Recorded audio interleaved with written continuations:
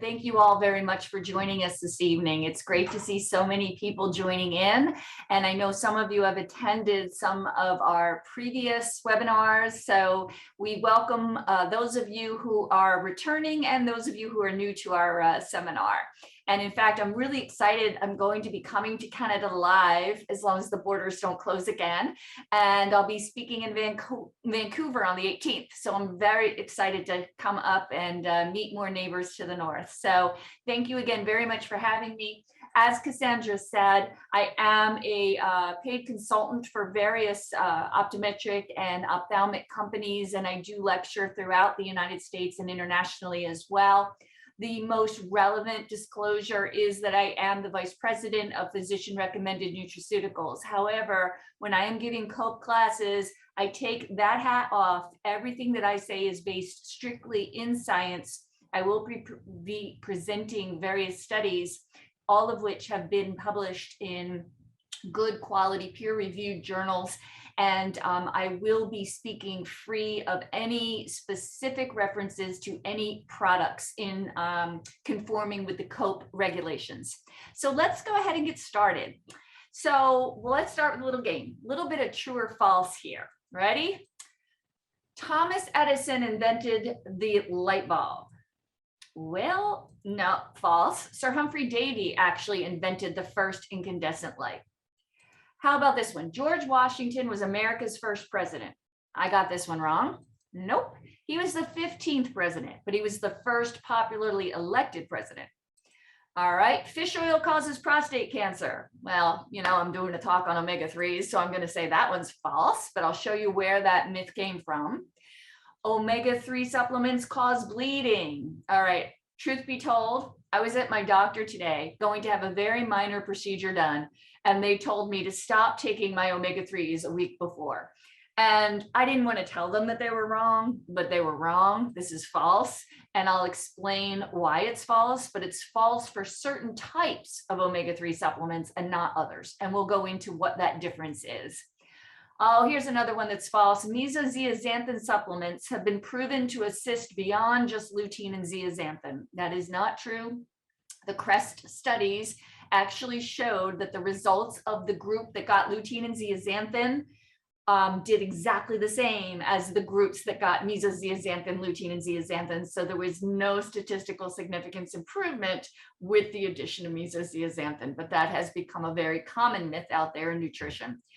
So let's get into some of these myths a little bit. Now, before we go any further, let's just define omega-3 fatty acid and omega-6 fatty acid. And for those of you who have attended my nutrition lectures before, bear with me. I promise I'm going to get to totally new stuff. But omega-3 and omega-6 fatty acids are essential fatty acids. What that means is we must get them from our diet. We cannot manufacture them or store them in our bodies. We cannot make them from other subcomponents that we eat. We have to take in omega-3s and omega-6s. We get tons of omega-6s in the typical North American diet, much more than we need, but we do not get enough omega-3s in the typical North American diet. The difference between an omega-6 and omega-3 is just the position of the double bond. Both are polyunsaturated fatty acids, but the omega-3 polyunsaturated fatty acid has a double bond basically at the 3rd to 4th carbon chain from the methyl group. Omega-6s have it between the 6th and 7th. That's where they get their names. So when you hear omega-3, long chain carbon atom that basically has a methyl group on one side and a carboxylic acid on the other side. The double bond starts at 3 for omega-3. It starts at 6 for omega-6. That's basically the difference. And what does our body do with these omega-3s and omega-6s? They put them on the cell membranes. Those little blue circles, the cell membranes are comprised of fatty acids. That's what makes up that biphospholipid membrane layer that we learned all about way back in school at one point in time. So our cell membranes are literally composed of omega-3 and omega-6 and other omega fatty acids. But 3s and 6s are the essential ones. We have to get them from the diet. And in a perfect world, we would have a roughly 1-to-1 ratio of omega-6s and 3s on the cell membranes. Now, omega-6s and 3s have a lot of subtypes. So let's real quick go through the subtypes again so that we're all on the same page. Now, there are more subtypes than this, but these are the general subtypes that you're going to hear about, whether we're talking about supplements or whether we're talking about diet. Omega-3s, you're generally going to hear about ALA, EPA, and DHA. ALA, alpha-linolenic acid, is most commonly found in like flaxseed oil, for example. And then EPA and DHA, don't ask me to pronounce them, they're way beyond me. They are marine based, okay? So they are going to be found in your fish, your shellfish, and algae. That's where your EPA and DHA come from. Now, within those omega-3s, there are differences in terms of what ALA does in the body, EPA and DHA do in the body. We'll talk about that in a moment. Now let's switch over to omega-6s. We have the most common omega-6s that we'll hear about: LA, linolenic acid, GLA, gamma-linolenic, and ARA, arachidonic acid. Now, in general, the omega-3s are anti-inflammatory in the body. Little asterisk near that because I'm about to tell you about an exception. And in general, omega-6s are inflammatory, pro-inflammatory in the body. Again, little asterisk, I'm going to tell you about an exception. But omega-3s are generally anti-inflammatory, omega-6s are generally pro-inflammatory, and these are the most common ones you see. The omega-6s are generally going to be derived from vegetable oils, saturated fats, fast foods, but they can also be derived from other plants like borage oil, evening primrose oil, black currant oil. And sometimes you'll see that in some supplements. So that's omega-3 and omega-6 kind of 101 briefly as a review. Now, in the typical diet, we know, as I mentioned, that we're very off balance. In a perfect world, we would be roughly 1-to-1. In the real world, we are 25-to-1. Now, one could argue, I've heard some say ideally we should be 1-to-1. I've heard some say ideally we should be 4-to-1. But in either way, whichever one you use as the standard of ideal, the reality is that we are way off. There are parts of Southern America where the typical diet is 50-to-1 off. So suffice it to say, we have plenty of omega-6s in our diet through vegetable oils, processed foods, and such, and not nearly enough omega-3s in our diet. And as a result, we tend to live in a more pro-inflammatory state. When I got out of school back in the early 90s, you know, all of these itises that we see so frequently in our patients and biologics and all the anti-inflammatory medications that our patients are on, I didn't see that back in the 90s. You know, we are definitely seeing that much, much more now in our population, partially because maybe we have new medications that treat it, but also because we have developed an entire nation of people that are really deficient in the anti-inflammatory building blocks to help turn off the inflammatory processes in our body. So about 1980-ish, give or take, it became known that we had a problem with the deficiency of omega-3 fatty acids, and the omega-3 fatty acid supplement industry was born. And initially, most of the supplements were made with ALA. Why? Well, ALA is the plant-based omega-3 fatty acid, and it is very inexpensive, easy to harvest from flaxseed, soybeans, things like that. And EPA and DHA are marine-based, a little bit more expensive, a little bit more challenging to harvest. And the belief was that ALA would convert to EPA and DHA in the body, thereby creating the anti-inflammatory effect that we want. The problem is we now know that ALA is no longer a precursor to EPA and DHA. And I'll show you the biochemical pathway in just a moment on that. So we now know that ALA actually is not anti-inflammatory in the body. EPA and DHA are. EPA is very anti-inflammatory, and DHA, in addition to being anti-inflammatory, is also the structural building blocks of the cell membranes of the central nervous system. So any supplement that's targeting central nervous system, retinal health, brain health, we want to see more DHA in that. Anything that is targeting anti-inflammatory, like, for example, dry eye, episcleritis, recurrent hordeolum, and such, we want to see more EPA in that. But what we don't want to see is more ALA. And ALA, in fact, has been proven to actually be pro-inflammatory and cause additional problems in the eye. And we'll talk about that in a moment.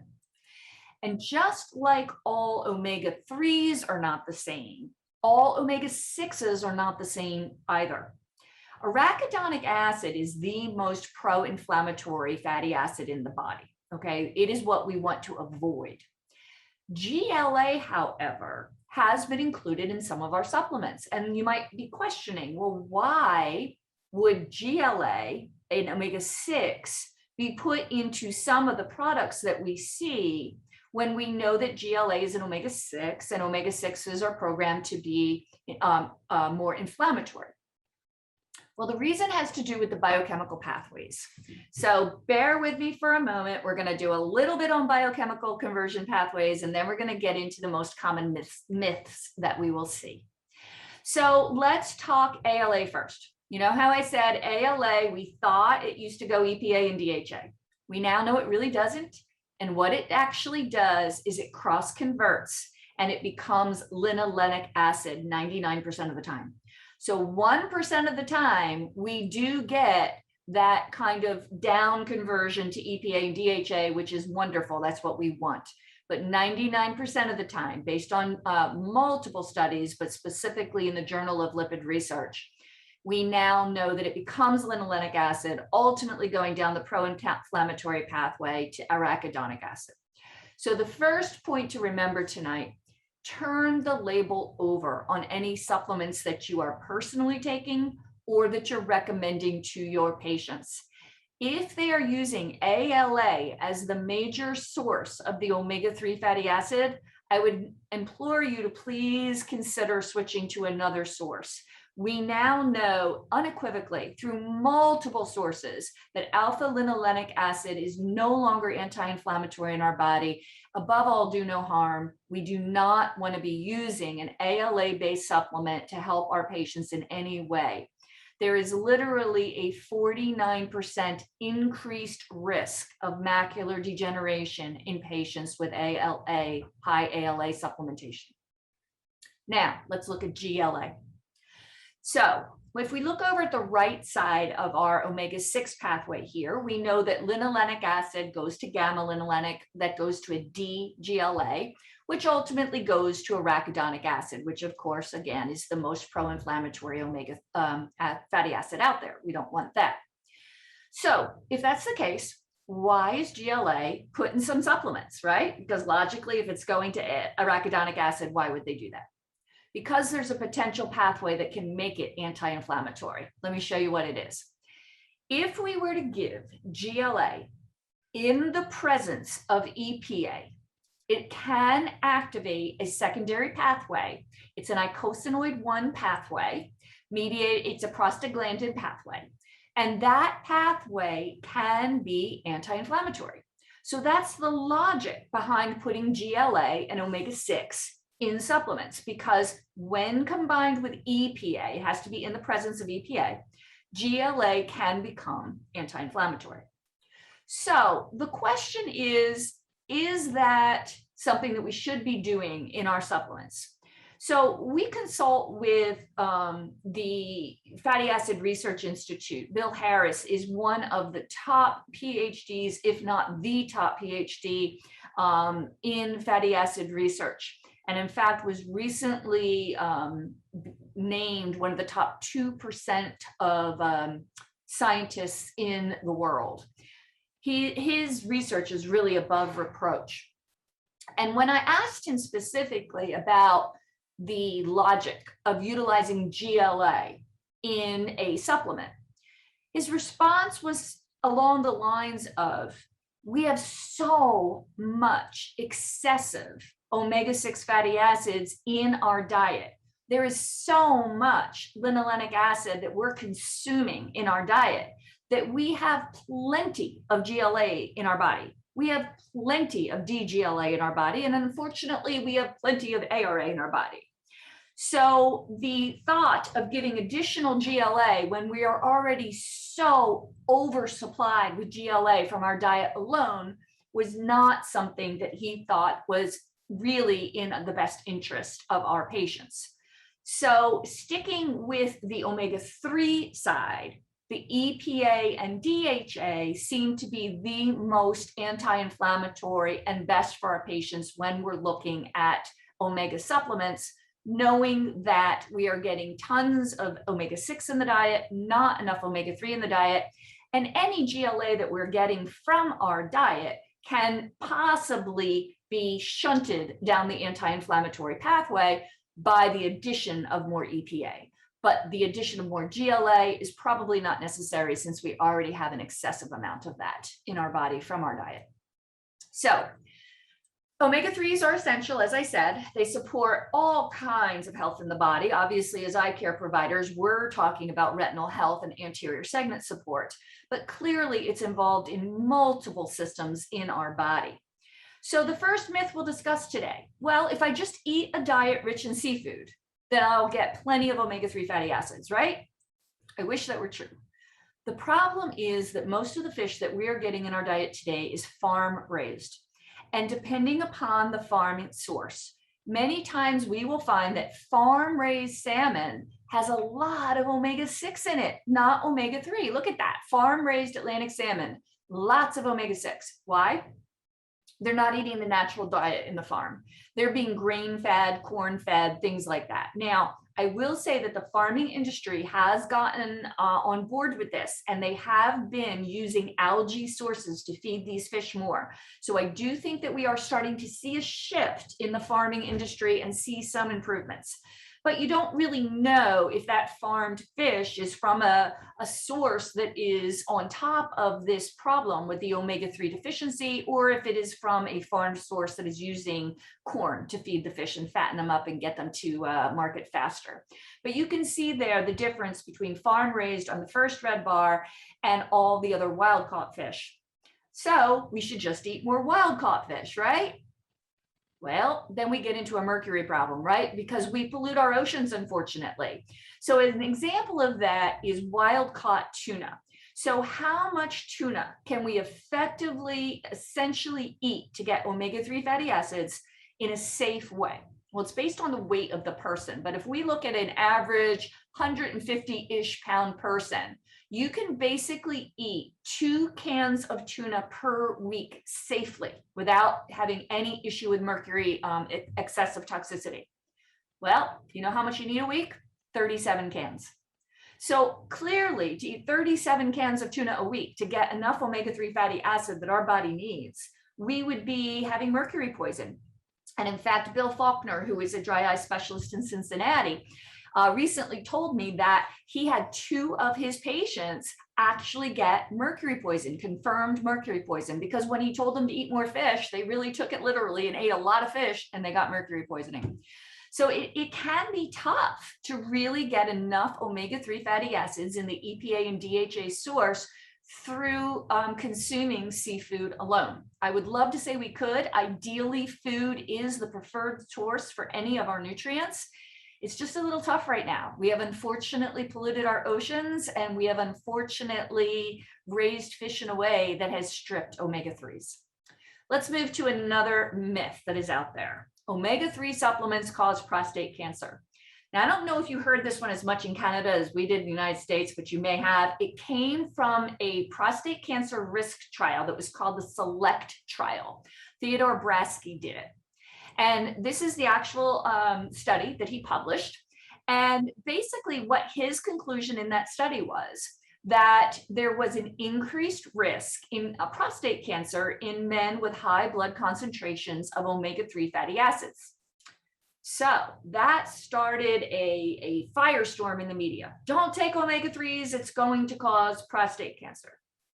Well, let's look at what Theodore Bradsky actually did. He looked at a cohort of patients that had prostate cancer, compared them to a cohort of patients that did not have prostate cancer, and evaluated their omega-3 levels. So basically what he found was an observation that these people that had prostate cancer had higher omega-3 levels. Well, is an observation a causation? Well, no. There's an observation. There is actually an observation that there is a correlation between the per capita consumption of margarine and the divorce rate in Maine. So clearly, if you eat margarine, you're going to end up getting divorced if you live in Maine. It's an observation. I can find funky, observational, funny things. You know, number of people who died by becoming tangled in their beds happens to correlate very well with the per capita cheese consumption. So you're going to die if you eat cheese before you go to bed. Observations are not causations. And what essentially we found when we looked into this study a little bit deeper, and the Mayo Clinic responded to this as well, is that by looking at only patients that have existing prostate cancer, and the research up to that point indicated that omega-3 fatty acids actually can reduce PSA levels and actually can be assisting in prostate cancer, maybe their omega-3 levels were higher because their doctors put them on an omega-3 supplement because they had prostate cancer. You know, so the Mayo Clinic itself actually came out and said, but that by suggesting omega-3s play a causative role in prostate cancer without failing to cite any ample epidemiological evidence was really in a problem. And we also already know the vast benefits of omega-3s in myocardial health. We also know the benefits of omega-3s for cognitive function and eye health. So clearly, observations are not causations. You do have to be careful anytime you are looking at a study to see if it is an observational study or if it is actually a blind, randomized, placebo-controlled study, ideally whenever it can be, or a study that actually can get to causation as opposed to just observation. And since that study came out, there have been multiple studies that have been published indicating that, in fact, omega-3 fatty acids reduce the risk of prostate cancer and PSA numbers. And in fact, omega-6s can increase the risk of PSA. So there's an association of omega-6s with increased PSA numbers. So that was a big myth that came out a few years ago. And I think at this point, it has been largely debunked, but every once in a while, it'll come up. All right, this one comes up literally every day. All right, I can't take omega-3 supplements because they're going to cause a bleeding risk. You can't take them when you're on a blood thinner. You can't take them if you have a surgical procedure coming up or a dental procedure coming up. I literally hear this every day. Well, let's see where that came from and what it really, the truth is. So Dr. Barry Sears reviewed all the studies that were in the literature. I just have a few of them here. But the upshot was that in human studies, there was never a case of clinical bleeding associated with taking a fish oil supplement, never. And if you look at some of the studies, we're talking huge dosages here, 25 grams a day. When we're talking about the eye, we're talking about 2 to 3 grams a day in most cases, sometimes 1 to 3 grams a day, depending on the product. So a 1 to 3 gram a day dosage, which is what is recommended for ocular health, you know, clearly, if we compare it to these studies, 7 grams, 10 grams, 6 grams, 18 grams, 25 grams a day, no increase in bleeding time in any of those cases.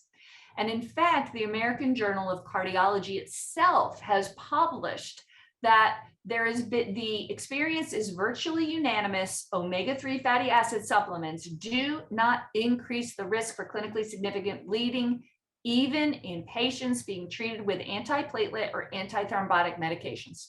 All right, this is the American Journal of Cardiology. So why did all the cardiologists tell the patients to stop taking their omega-3 supplements if they put them on a blood thinner? Well, there is a reason for it. This is another study that came out that I forgot I put in here, but again, clearly these were patients, this was very interesting. These were patients that were actually having cardiac surgery, and they were given 6.5 to 8 grams of omega-3s, and again, no increased risk in bleeding for them. So where did this bleeding thing come from? There's actually a reason for it. So it comes down to what preservatives are being utilized in the omega-3 fatty acid supplement? So let's look at a typical omega-3 fatty acid over-the-counter supplement and look at the label. And I'll show you like kind of how to read this label and how you know whether the omega-3 supplement that you're looking at does carry with it a bleeding risk or does not carry with it a bleeding risk. So I'm going to start with the label itself. First thing it says is controls fish burps on there.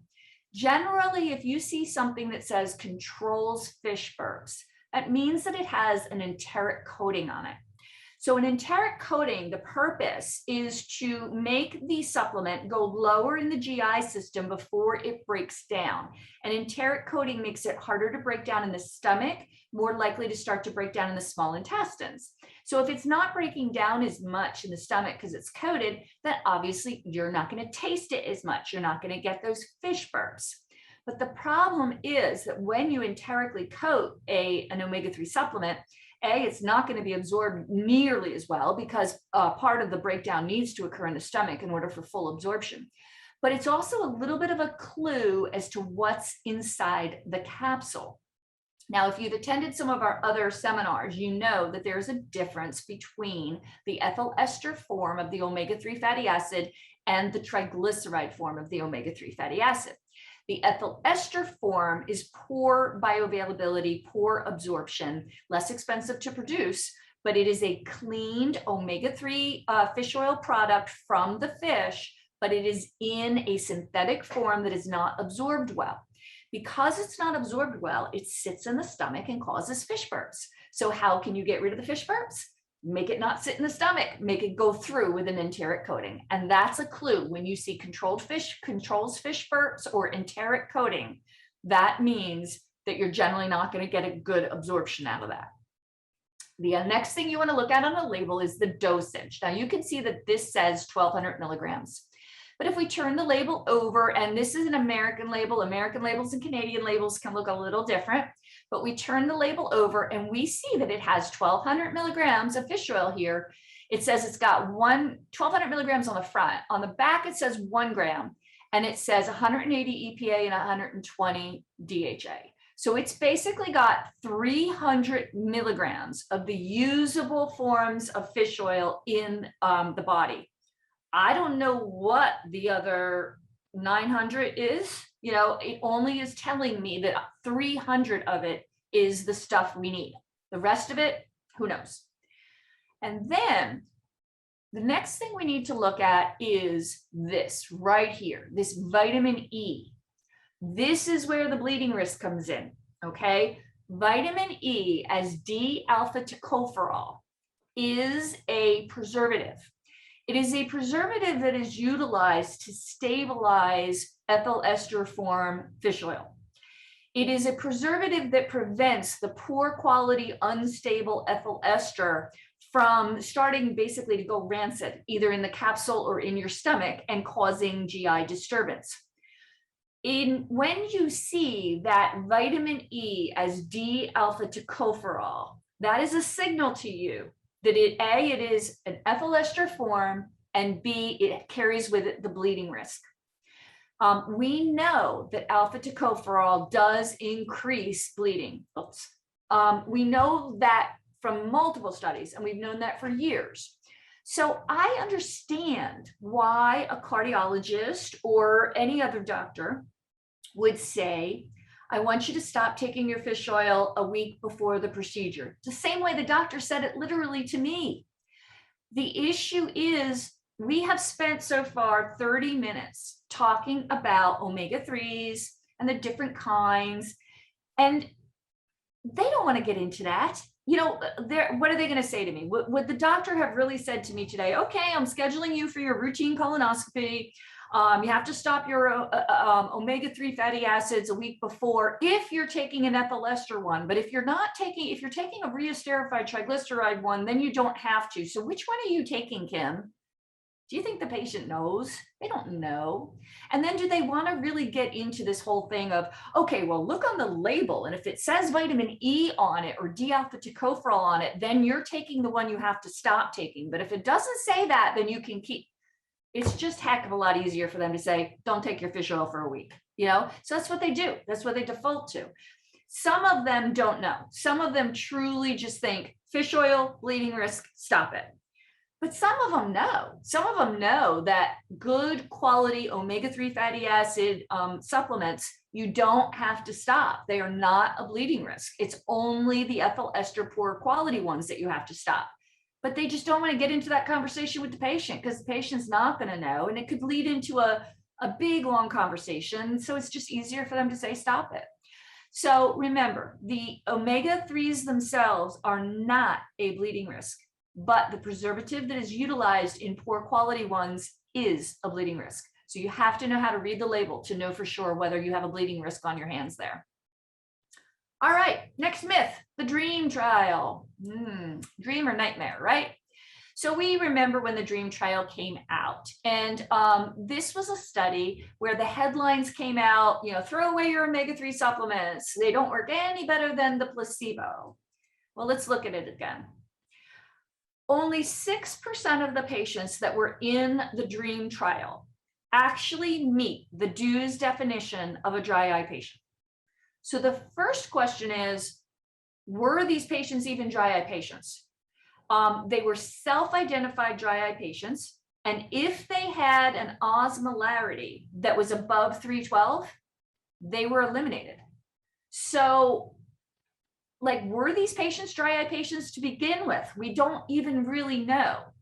And they did not weed out any comorbidities that could have interfered with dry eye, such as Sjogren's and things like that. So the first thing we got to think about is the selection criteria. Were these patients even dry eye patients to begin with? The second thing we need to look at is there was no control in this control group.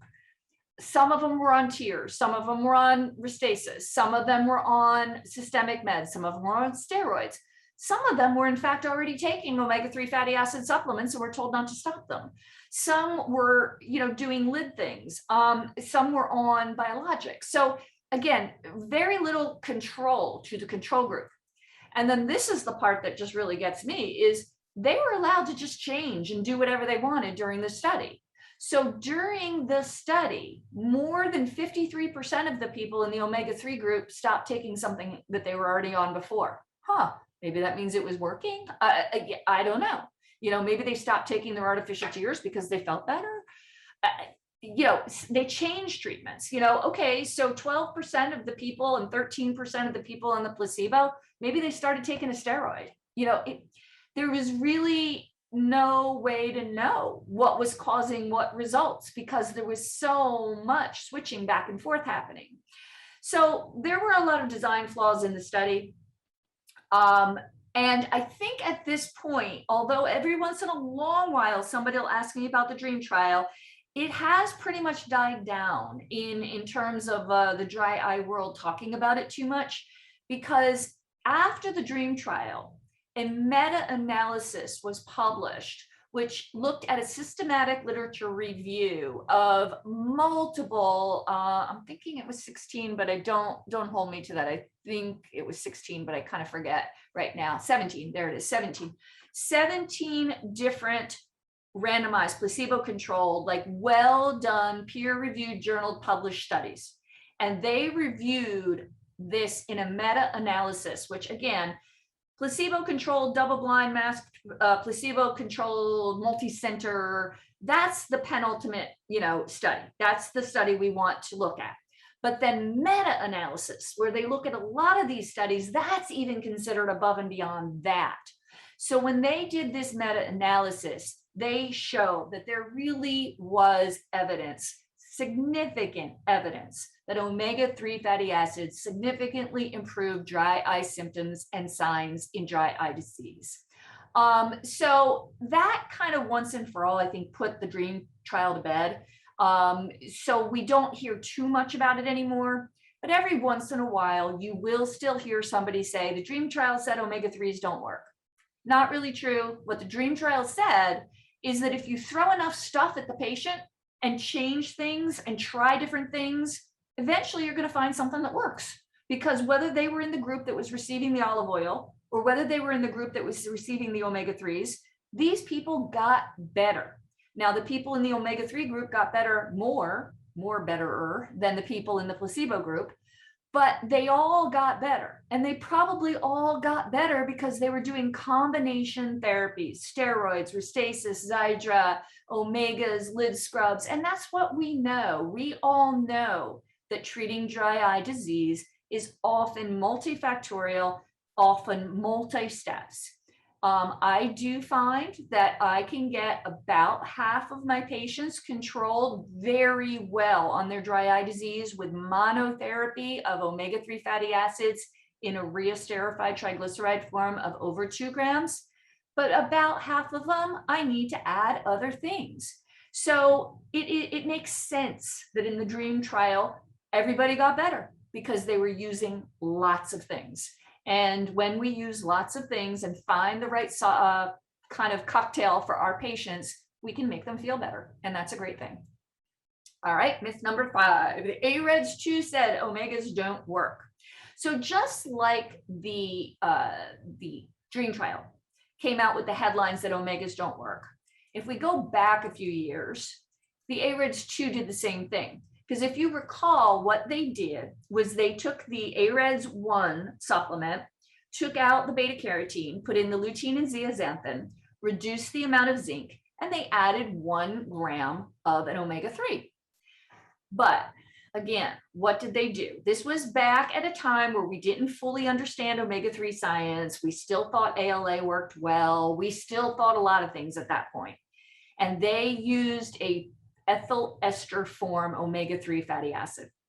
And by the end of the study, because the study took many years, it had already at that point come out that the form mattered, that the ethyl esters don't work as well as the reesterified triglyceride.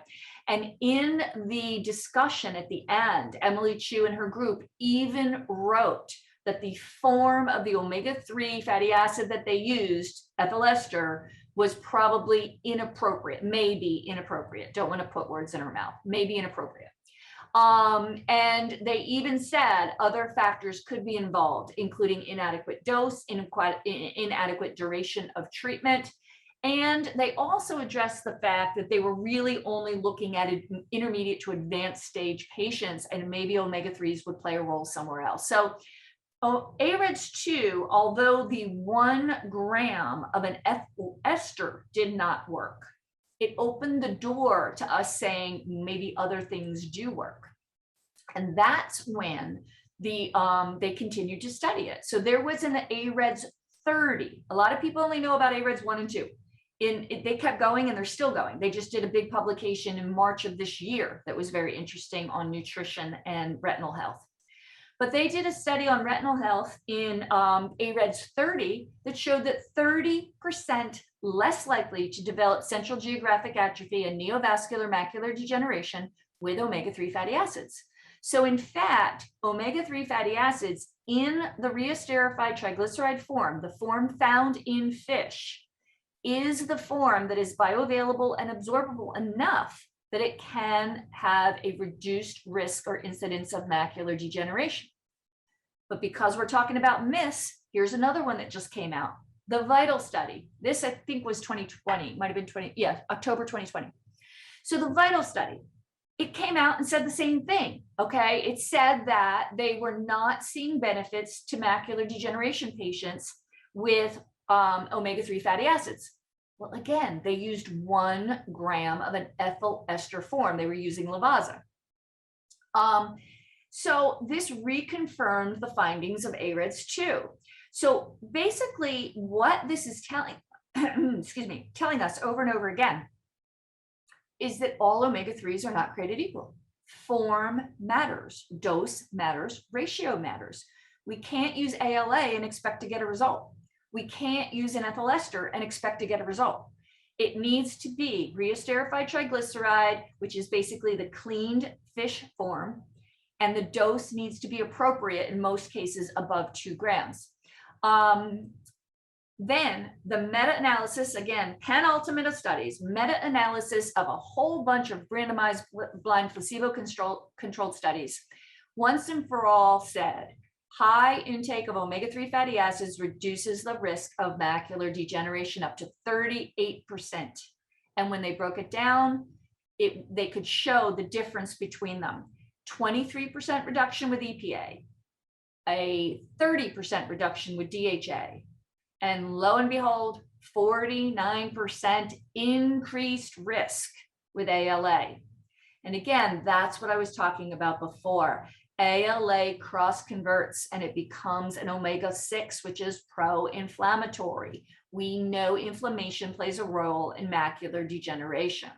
So again, any kind of supplement that you're personally taking or that you're recommending for your patients, please turn the label over. I would be very cautious with anything that is ALA based, anything that is ethyl ester based. We're not really going to get the benefits we're looking for. And in fact, we could cause some problems. All right, so let's talk about what we knew that does work. We do know that omega-3 fatty acids are the foundation of a healthy meibum. When we look at meibum at body temperature, it is a direct representation of omega-6 and omega-3 intake. You don't even need a fancy blood test, although there are blood tests that can tell you what your ratio of omega-3s to 6s are. All you got to do is look at the meibum under the slit lamp. The meibum, if it is toothpastey, if it is white, if it is capped, if it is thick and hard to express, that's omega-6s. Omega-6s are the consistency of like margarine or lard at body temperature. If that meibum is a thin olive oily like consistency, that's omega-3s. So you can tell what the dietary intake or supplement intake of your patient is by what the meibum looks like. And of course, the meibum is the foundation of a healthy tear. We did have a study that was published to presented to the Cornea Society in 2011, where they actually expressed the meibum and then put them on a supplement, which was a 3-to-1 EPA to DHA reesterified triglyceride form. And after that 8 weeks, they found that the EPA and DHA had tremendously increased in the meibum, and the patients subjectively felt better. 70% of the patients were asymptomatic after 8 weeks on an omega-3 fatty acid. I don't know about you, but I've never seen a 70% asymptomatic rate with any topical drops that I can put in. So an inside out approach is really pivotal to the foundation of what we do to treat our patients with dry eye disease. Now, the major study that then followed that small study was published in 2016. And I think that, in my opinion, this is really when dry eye specialists started to pay attention.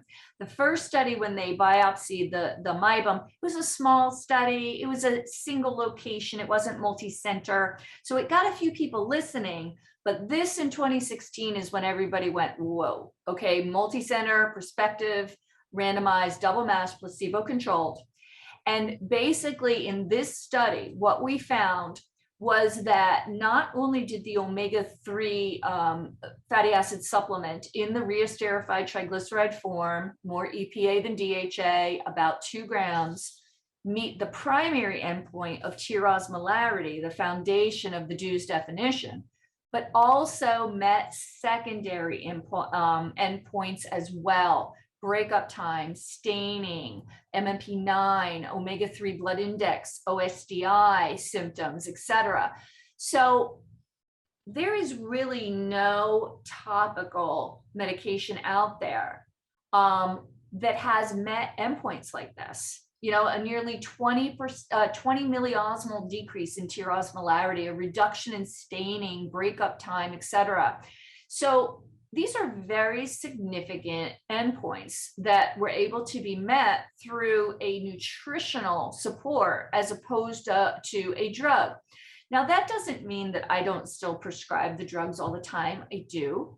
But I start with an omega-3 fatty acid in the reesterified triglyceride form as the foundation, have them do that for 3 months, bring them back in and reassess, redo their tear osmolarity, redo their MMP9 and their breakup time, ask them how they're doing. And there's a good amount of those patients that are fine on just omega-3 fatty acids. And I love the fact that I'm doing something for them that it has other systemic benefits and is not just treating their eyeball in a vacuum. I know that I'm reducing their cardiovascular risks, helping joint inflammation and things like that. So, you know, you can feel good about what you're doing because you know that you're assisting the patient beyond the eyeball as well. Now, when we take a look at the various supplements that are out there, it's tough. You know, they all do kind of look the same and say the same things on the labels. There's a few little hallmarks of what to look for. The first thing, look for the dose. Now, we know that the clinically proven dosage for, let's say, dry eye, anterior segment inflammation is about 2 to 2.5 grams, depending on the study. So the last study that I just showed you at the cornea, that was like 2.2 grams, all right? So we wanna make sure that we're in that 2-gram zone. There is benefits for retinal health as well. And all of the retinal health studies, and we're not talking too much about retina today, we're talking more anterior seg today, but they're also all kind of coalescing right around that 2-gram number. So it does seem to be, for the ocular health, 2 grams seem to be about where we want to be. And if you look at many of the other supplements that are out there, like the one label I showed you, turn it over. They often will have 100, 200, even though on the front of the label, it looks like there's a lot. Turn it over, look at the EPA and DHA, that's all that matters. So look at the EPA and DHA, you want it to be about 2 grams, 2,000 milligrams. So dosage is important. Next thing, ratio, EPA, DHA. As we discussed, EPA is more anti-inflammatory. DHA is more central nervous system cell membranes. So if I am looking for a product for anterior segment health, I want to use an EPA-rich product, okay? So dry eye disease is the most common thing that you'll hear for an omega-3 supplement. But let's open our minds a little bit here. What else is inflammatory in the eye where we could use omega-3 fatty acids? In my office, I have great luck with omega-3 fatty acids in the reesterified triglyceride form for recurrent episcleritises. I even use it in recurrent uveitis. Now, don't get me wrong, it is not going to treat a uveitis. But if I can keep those inflammatory markers down a bit, maybe I'm going to prevent those recurrences or get a little more space between recurrences. So my uveitis patients, I use it on. My episcleritis patients, I definitely use it on. Pinguecula and pterygium, okay? We use it there. We didn't go into it today, but there is evidence that using an omega-3 fatty acid reduces the recurrence of pterygium post-pterygium surgery. And we could definitely make an argument that it could reduce the recurrent, like, pingueculitis that we get, the inflammation from pinguecula. So that is another use I use it for. And of course, anything on the lid. I mean, meibum is omega-3, or should be omega-3. In many of us, unfortunately, it's omega-6. So any lid diseases, like if I'm seeing meibomian gland dropout when I'm doing the meibography, if I'm seeing any type of recurrent blepharitis, recurrent styes, hordeolum, chalazion, things like that, any of those type of issues, I will utilize an omega-3 fatty acid as well. So it's not just for dry eye. Think any inflammatory condition in the eye, that's where omega-3s can have a place. And again, there is lots of evidence that it assists with retinal health as well. Again, I've talked about reesterified triglyceride many times, but the upshot is that the fish oil itself, the blue bar here, okay, that would be as if you're eating a piece of salmon. Unfortunately, it could have some contaminants. When it is cleaned and processed to remove any contaminants, it becomes an ethyl ester. Ethyl ester is a synthetic form where the fatty acids are joined to an alcohol backbone, and it makes it much less bioavailable and much more quick to go rancid, which is why it needs the vitamin E stabilizer. In the good quality omega-3 fatty acid companies, they take that ethyl ester form, they go through another conversion process to bring it back to a reesterified triglyceride form. So the same triglyceride form that is in fish, but cleaned. So when you hear triglyceride, that could potentially mean it's the fish oil that has not been cleaned. When you hear re-esterified triglyceride, that means that it is cleaned and then put back into the triglyceride form. That being said, sometimes some manufacturers will just drop off the re-esterified part and just say triglyceride. I can't say for sure that it would be a cleaned product if it just says triglyceride, but I would find it hard to believe that in anyone's ethical standards that they would put an omega supplement out there that hasn't been cleaned. So in most reality, if you see a supplement that says re-esterified triglyceride or just triglyceride, it probably means the same thing, but I can only say that for certain if it says re-esterified triglyceride, because that means it was cleaned, the contaminants and toxins have been removed, and then it was put back into the triglyceride form, which is the more bioavailable and absorbable form. All right, we're getting close to the end, folks. So please put your questions in the Q&A because we definitely want to have time for that. So if you haven't had the opportunity to put a Q&A in, let us know because we'll answer any questions that come in. Now let's talk about the practical, like how do we do this in our office? Because I know when I first started getting involved in nutrition for ocular health, I was stumbling on my words. I would have a hard time not going down a long, prolonged conversation with patients that could really end up, taking a very long time. And then what ended up invariably happening was I would do the whole spiel for my first couple of patients of the day. And then by the time I got halfway through the day, I was getting behind, and then boom, the nutritional talk went right out the window and I went back to my old habits, right? You do have to get it so that it is quick and concise, because if it's a long drawn out conversation, honestly, something will stop you. You will not be able to keep up, and you will start to drop off to the way that you've done it for years. The flip is that if you don't take a few minutes, the patient is just going to buy the cheapest omega-3 thing that they see on the shelf. They're not going to understand that there is a difference. So I do think that we have to at least address a couple of quick things. What the difference is between the over-the-counter version and a version that you might recommend or sell in your office, and how they get it, and why it is different, like why it is worth the extra money and investment in their health. So very often what I'll say is something like, okay, as you know, Jane, you have dry eye disease. And dry eye disease is often linked to a deficiency in the omega-3 fatty acids in our diet. So there's two different ways that we can go about addressing this dry eye disease. One is by an inside out approach that has other benefits for your entire body. And one is with a topical eye drop approach. So I always start with the nutritional inside out approach that has benefits for your whole body. And then we reevaluate in 3 months and see if we need to add on from there. The way we do this is with a particular omega-3 fatty acid supplement, but it is not the same thing that you see on the store shelves. You would have to take handfuls of that stuff to even come close to what would be recommended in a good quality omega-3 fatty acid that is highly absorbable, that gets in enough to get to your eye to make a difference. So it's a waste of money for you to go and do anything other than a particular type of omega-3 that has been proven to work for the eye. The particular one that I use is X. You would just tell them, and then you would tell them how to get it. You can get it at the front desk. You can go online and get it. However it is that you do it, and can recommend a particular brand, a particular dosage to the patient.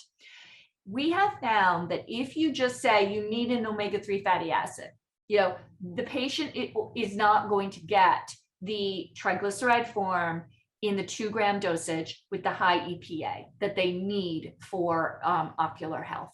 So you do have to be a little specific in terms of mentioning by name what brand you recommend, what the dosage is that you recommend, and why it's different, and then how they get it. If you're not specific, it's really not going to work. So let's go ahead and open this up to any Q&A. Can other supplements, or are there supplements to prevent GLA from going down the anti-inflammatory pathway? So when GLA is combined with EPA, it can go down that anti-inflammatory pathway that I told you about. It can go, when you take GLA and add it to EPA, you can get that eicosanoid pathway anti-inflammatory to happen. The issue is, however, that we have so much GLA that you would have to give so much EPA for it to kind of counterbalance. So can you combine GLA with something else to make it divert essentially and go anti-inflammatory? Yeah, EPA is the thing that you do to do that with.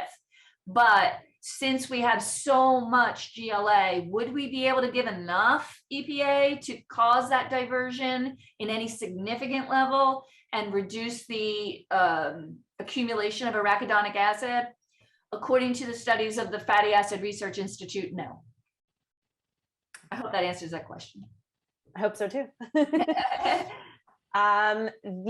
So this is a brand in Canada of omega-3. It's called TG Gold omega-3. I don't know if it's also in the US. It's a triglyceride-based format, but this doctor is saying that it has 10 milligrams of vitamin E in it. So is that therefore a concern for bleeding? So yes and no. Okay. So first of all, I'm not familiar with that brand. Yeah. Vitamin E comes in multiple forms. And when you see vitamin E on a label, it can be very confusing because vitamin E consists of 4 tocotrienols and 4 tocopherols, right? It's an 8-limbed unit that forms the complete vitamin E. But, and I'm not sure about Canada's rules, in the United States, you can take any one of those 8 and call it vitamin E.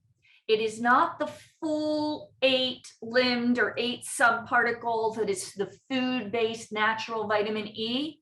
It is a synthetic part that you can call vitamin E. In a perfect world, I wish you could only call it vitamin E if it was truly all 8 parts, but you can call any one of those 8 vitamin E. Alpha tocopherol, D-alpha tocopherol, that's the one that has the higher bleeding risk. So if you could look at what that says under the vitamin E, if it says alpha tocopherol, then yes, I would consider that to be a bleeding risk. If it says full form vitamin E, then I'd have to kind of look at it and see whether that was a bleeding risk or not. So it's a little bit of a shaky answer because I'm not familiar with that product. Look and see if it says D-alpha tocopherol or DL-alpha tocopherol. Then we're talking bleeding risk, and that's what usually is in there. Okay. There'd be no really other reason to put it in there, but yes, and I know it's hard to answer that without actually having seen the label. Right, right. But we can follow up with getting you that label potentially, and then we can be more certain. The next question is, what is astaxanthin? Astaxanthin. So astaxanthin is used in the United States as a food coloring. Okay, it is utilized in some cases in some supplements with some claims of retinal health or anterior segment health. As of now, there has been no significant blind randomized placebo-controlled studies showing the benefit of that. It is kind of what makes flamingos pink. That's why it's used as a food coloring. Currently, let's just say that there are some supplement companies really touting the benefits of astaxanthin right now. I have not seen any significant blind randomized placebo-controlled proof along those lines yet. Doesn't mean that it might not happen at some point in time, but it has not had a significant following or acceptance in the nutrition industry yet. Great. The next question is, how many grams of omega-3s is it safe to take per day? So you saw in that Barry Sears review slide that I showed you on Alzheimer's patients, they're currently studying 25 grams a day. I think that the amount that we're talking about in the eye is such a tiny amount relative to anything that would be considered a maximum. I have seen some studies that indicate 6 to 7 grams would be like a typical maximum that we would give. I've seen a lot of studies that are kind of in that 6 to 7. But again, they're doing 25 grams in Alzheimer's studies. They're doing 18 grams in cancer studies. So I think that you can feel perfectly comfortable in the 2 to 3 gram stage and know that you are well within limits. But I do not believe that at this point there is any hard, fast rule that says this is too much. Remember, our body cannot store it. So if you're taking an excessive amount, you're basically going to release it with your stool. So excessive amounts can cause a little bit of oily stool or a little bit of maybe mild diarrhea kind of symptoms, but it's not going to cause any issues overall because your body can't store the excess anywhere. So I have seen some things that say 6 to 7 grams. We are well below that. I'm not sure that we have a maximum. Your body's going to get rid of what it doesn't need. Now, let me just divert to pediatrics for a moment. Again, when we consulted with the Fatty Acid Research Institute about dosages that were appropriate for under the age of 13, so 13 and up is where we do 2 to 3 grams. But if we are like in that 4 to 12 zone, the current recommendation is 1 gram. And if we're in the 1 to 3 zone, the current recommendation is 500 milligrams. So again, there are not a lot of great pediatric studies out there. So I can't point to any one study that says 500 for 1 to 3, 1,000, but that was sort of the best guess, educated guess from the Fatty Acid Research Institute. Okay. And just another question, but kind of along the same lines. Someone is asking, how much EPA do you actually need? You say 2,000 milligrams, but how much of that should be EPA? So it's going to depend on the target tissue, right? So if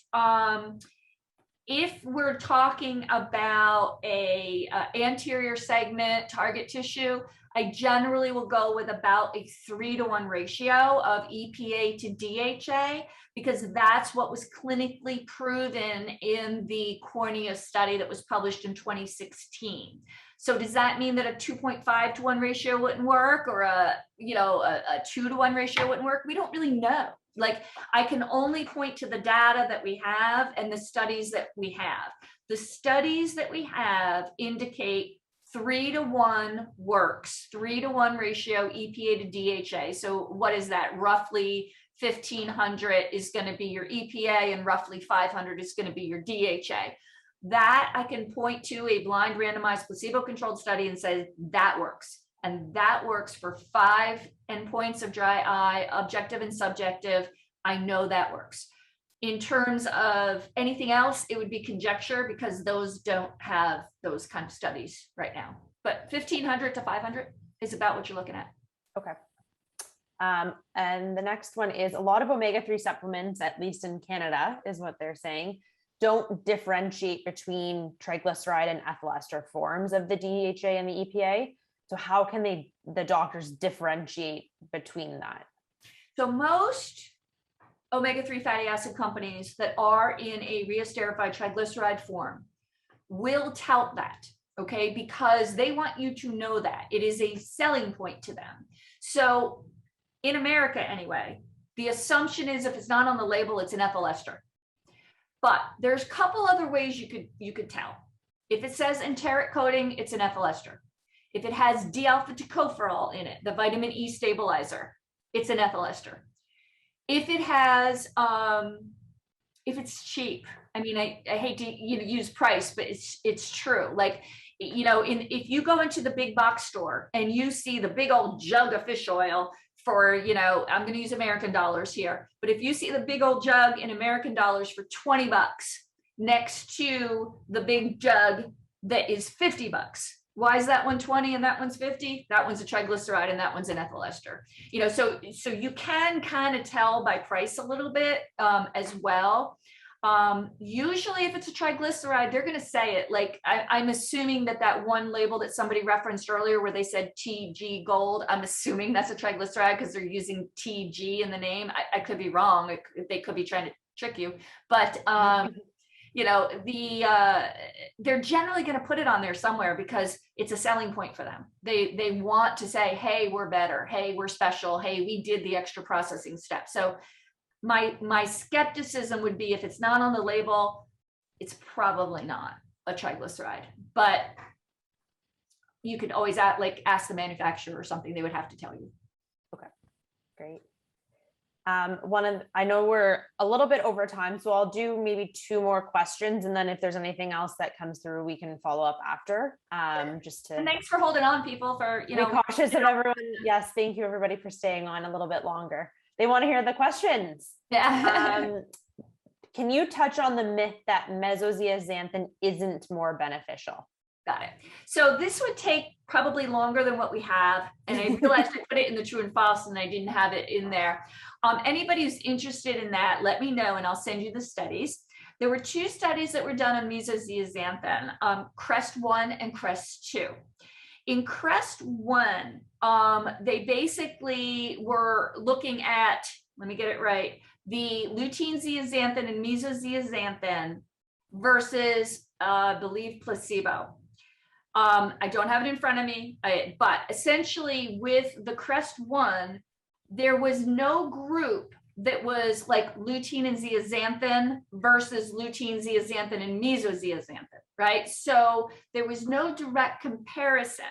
So the group that did the lutein, zeaxanthin, and mesozeaxanthin did have improvement in contrast sensitivity scores. There was improvement there.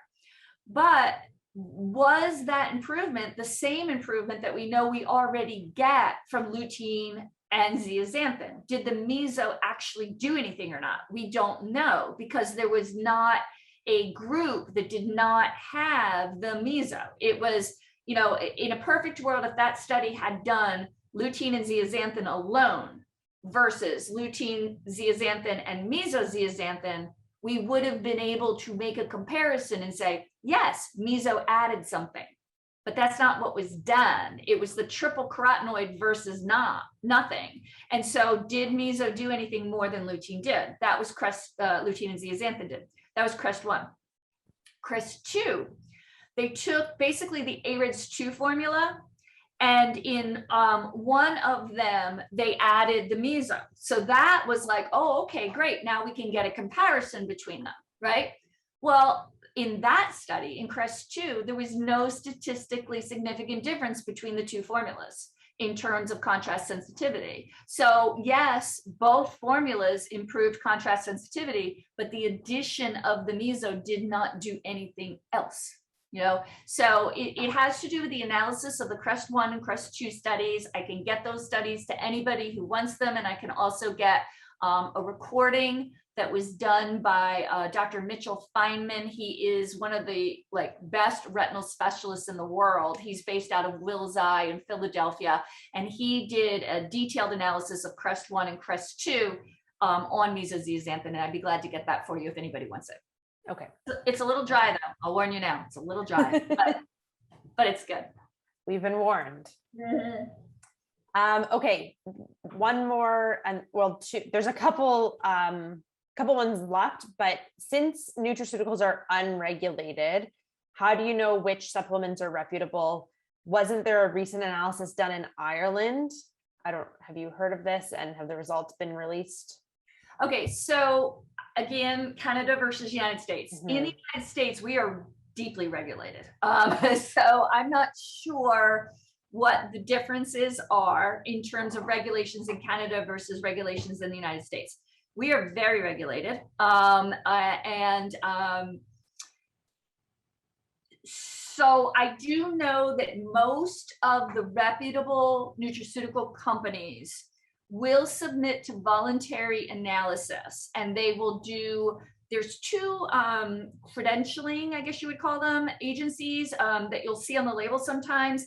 But again, I apologize, but I don't know if this applies to Canada or if it only applies to the United States. We have a GMP, I think that stands for Good Manufacturing Practices. Yep. and NSF, and I don't even remember what that stands for, but if they conform to the GMP and the NSF certifications, that means that they're voluntarily submitting to oversight and chemical analysis. I know that the particular omega-3 supplement that I utilize in my office is both NSF and GMP, and they do lot analysis on each of their lots to make sure that what they say is in the label is what's in the label. Beyond that, I do know that there is a lot of supplements out there that have been studied and have been proven to not have what they say they have in there. So I think your best bet is to look for a reputable company that utilizes GMP and NSF, if those are there. And you can talk to them and say, do you do independent analysis? When was it last done? How frequently do you do? Like, you can ask those questions and see. But if you see a GMP or an NSF label, you know that they are doing that. That's a pretty high level, high standard. Okay. And we obviously have Health Canada and different regulations, as you mentioned, through natural health products and things like that. So yeah, and as I recall, again, this is not relative to the coat, but as I recall, relative to my other hat that I wear with a company, when we went to get supplements approved in Canada, it was actually a higher standard in Canada than it was in the United States. And we've got a pretty high standard in the United States. Like, we had to submit, if I recall, lots of studies and lots of like kind of proof. If I recall correctly, Canada was actually a little bit more detailed in their review of nutraceuticals than even the United States is, and the United States was pretty tough. So yeah, and based on the claims that you want to be making for the product that you're selling. Yeah. And so a couple of questions have come in terms of what do you recommend for your vegetarian and vegan patients? And then tying to that, there's been a couple people asking, what brands do you recommend to your patients? And I don't know if you can say that because I know this is a COPE talk. So yeah, so we see the questions, but we have to stay neutral. I can dance around these questions a little bit here because, we do have to conform to all COPE regulations. This is not an infomercial. This is a scientific based lecture that we're doing. So in terms of vegetarians and vegans, that you need to use an algae-based product. All right. So algae is EPA and DHA. Algae has more DHA in it than EPA. So even though in a perfect world for anti-inflammatory, I'd want more EPA, when it comes to vegetarians, beggars can't be choosers. Like, I do not have the luxury of being able to mess with the ratios as much and get it more EPA or more DHA as I do in a fish-based product. So any vegetarian or vegan, we got to go algae-based. That means by definition, there's probably going to be a higher amount of DHA in it than EPA, but that's okay. Vegetarians and vegans are hugely deficient in omega-3 fatty acids, worse than non-vegans and vegetarians. The company that I work for does have a vegetarian product in the United States. I do not believe it is in Canada yet, but you would look for an omega-3 fatty acid that is made from algae that preferably has at least 1 gram. It might be a little tough, but preferably has at least 1 gram. And usually those are going to be in liquid form and not capsules, because most capsules are made with gelatin, which has cow products in it. So it's usually going to be a liquid form. And maybe that's something that we can bring to Lactation Thea at some point in the future. In terms of, what was the second question? Something about the products that I use. So I work very closely with Lactation Thea. So after the seminar, Lactation Thea will probably be sending out like a thank you for attending. You could just maybe click on the Lactation Thea link and find more information there. But the products that I use are also available from Lactation Thea. Okay. Great. And now we'll be following up with everything for this, just so that everybody knows. So that concludes all the questions that we have. And I don't want to keep anyone too much longer. So I do appreciate everyone staying on for this extra little bit of time. And Dr. Friedman, thank you so much for sharing your knowledge and your insights and everything that you shared with us this evening. It was definitely insightful and very much appreciated. Just a reminder that Snell will be sending out the COPE credit certificate to all the attendees in the coming days. And there is the evaluation survey as you exit if you choose to answer that. So I want to thank you again, Dr. Friedman. It's always wonderful having you speak, and it'll be even greater to have you up here live in Canada next week. And thank everyone for attending. Thank you so much, everybody. And hopefully I'll see some of you in Vancouver. And the lecture we're doing in Vancouver is different than this one. So maybe you'll get to double dip and see both. Hope to see you there. All right. Thank you so much. Good night, everybody.